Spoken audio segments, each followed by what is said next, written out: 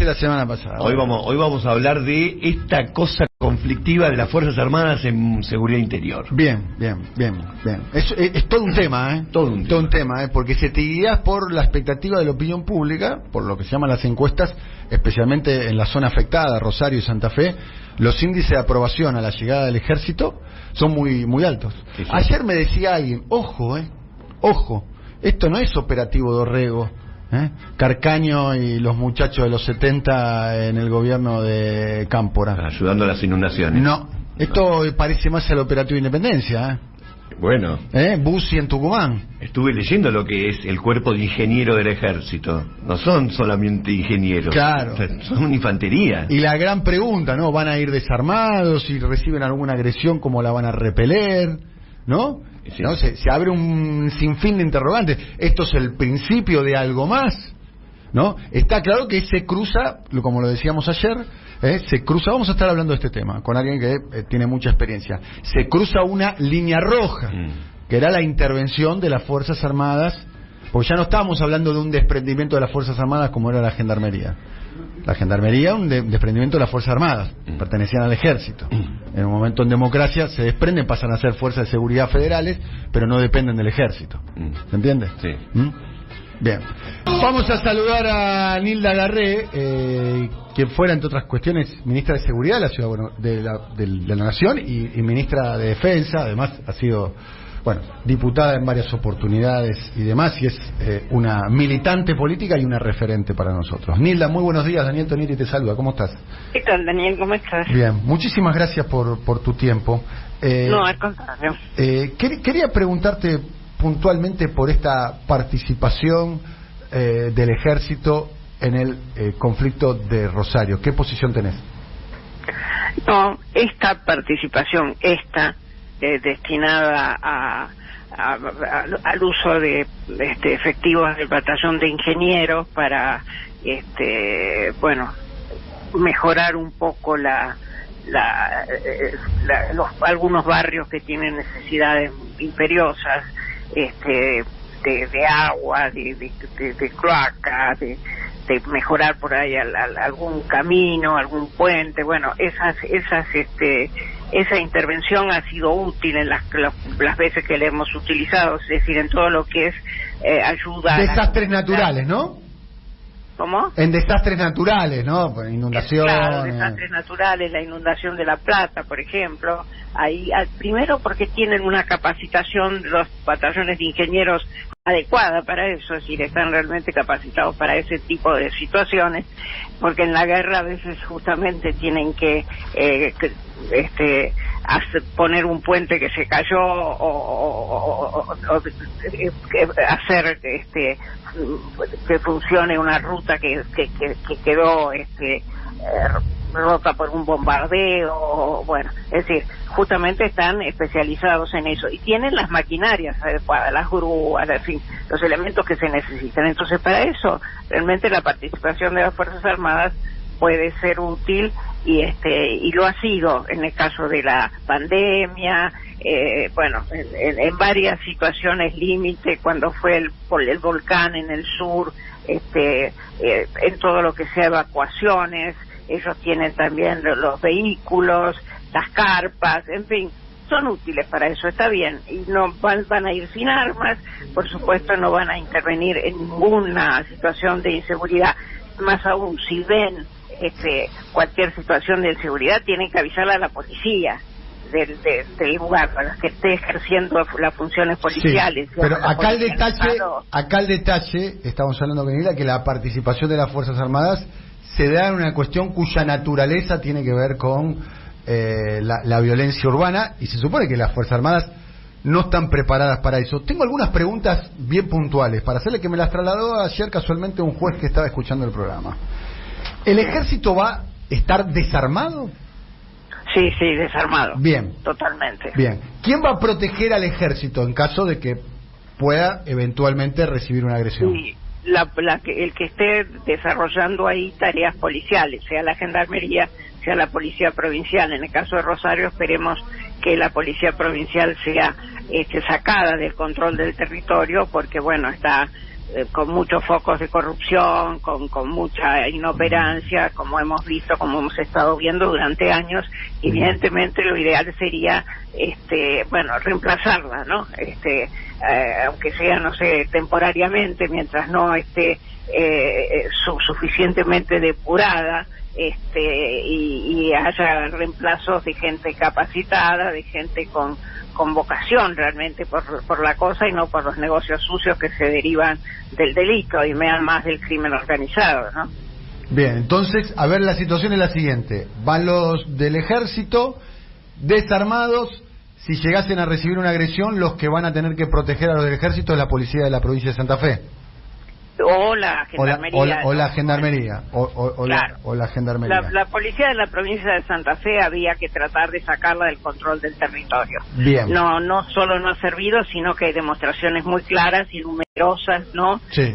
Una cantidad de sumarios y de cosas que demuestran que está comprometida con el narcotráfico. También la nobleza obliga, estamos hablando con Hilda Garré, esas pruebas y esos elementos también comprometen a la clase dirigente de Santa Fe, a las dos orillas del Río Bravo, Por supuesto, y claro, al servicio penitenciario, y al personal de puertos que no controla debidamente. No se olvida que Santa Fe, pero bueno, otras también Entre Ríos, qué sé yo, están ahí sobre una ruta acuática de 3.000 kilómetros que viene de zonas que producen droga, es decir, que son productoras de coca, y bueno, obviamente que eso es como una pista en la que no hay controles, lo cual facilita mucho el embarque y el desembarque de esta mercadería, ¿no? Es decir, eso requiere lo mismo que la ruta 11, es decir, que haya ahí controles adecuados y que haya, por supuesto, los escáneres,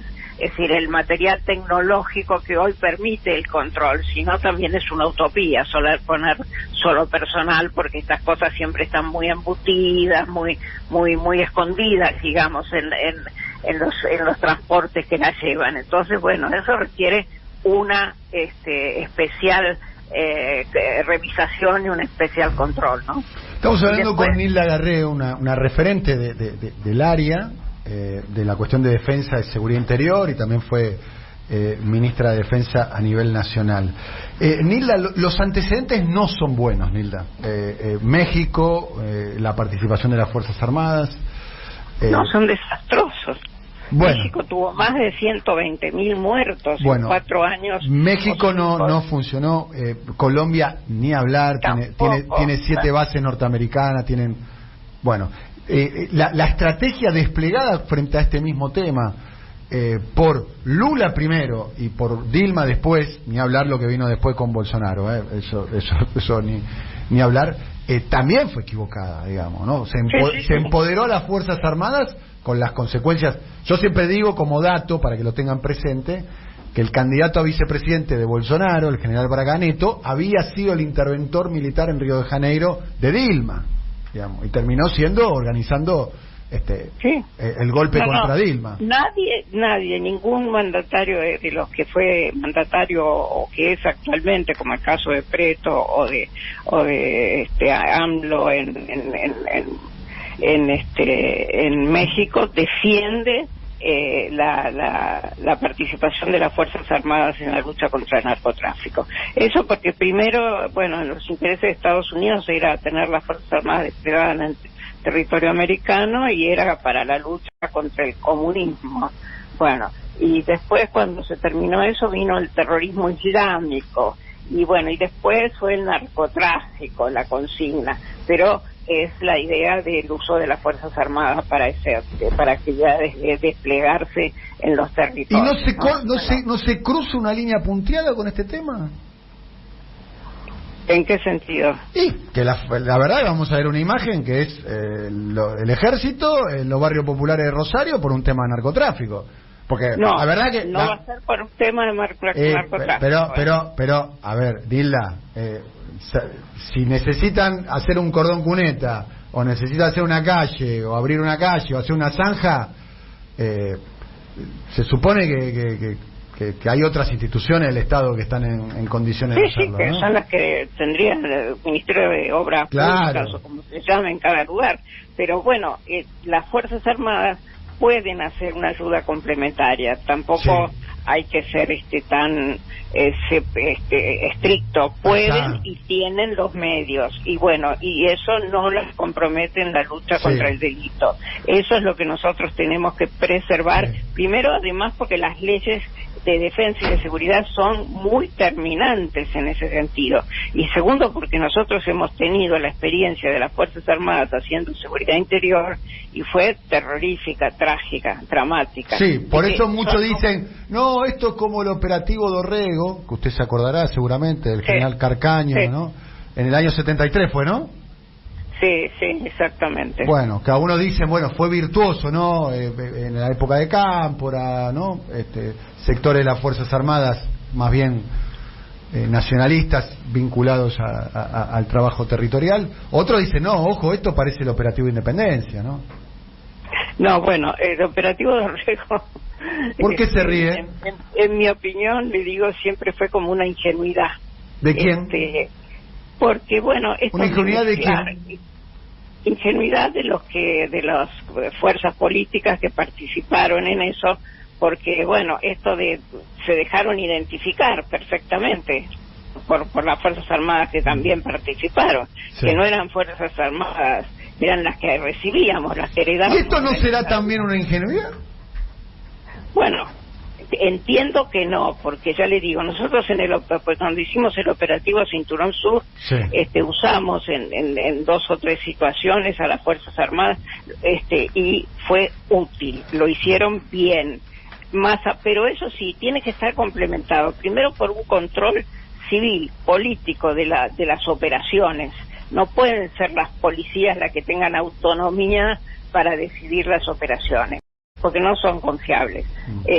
Y bueno, y tiene que haber, nosotros en ese momento lo impulsamos y nos dio muy buenos resultados. Acuérdate que en el Cinturón Sur nosotros 2 comunas, la 4 y la 8, sacamos a la Policía Federal, que estaba muy sospechada de hechos irregulares, la sacamos directamente y se renovó y se puso Gendarmería y Prefectura, pero se cortaron los vínculos que existían entre el delito en ese momento y las fuerzas. Y además generamos una organización de la comunidad, una participación comunitaria que fue tremendamente útil. Por supuesto que a las fuerzas de seguridad, la Gendarmería en este caso y la Prefectura, no les gustaba mucho ese control, pero los vecinos se reunían, se organizaron, se entusiasmaron con la posibilidad de contribuir a la construcción de la seguridad en sus territorios, y no solo colaboraban en el mapa del delito, porque en definitiva son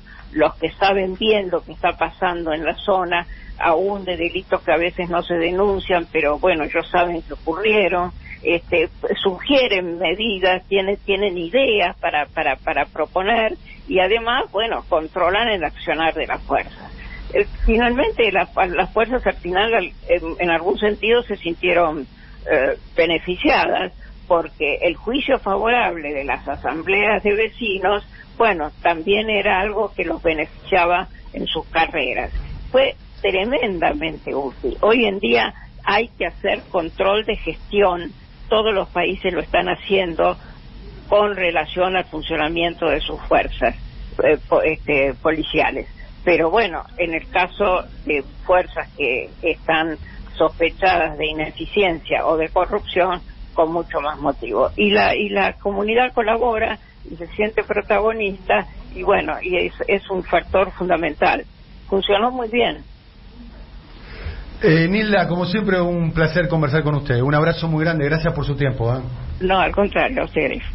Muy interesante escucharla a Nilda Garré, porque además es una voz absolutamente autorizada, ¿no? Desde el punto de vista de su camino como militante y su recorrido, el recorrido que ha tenido como funcionaria. 9:50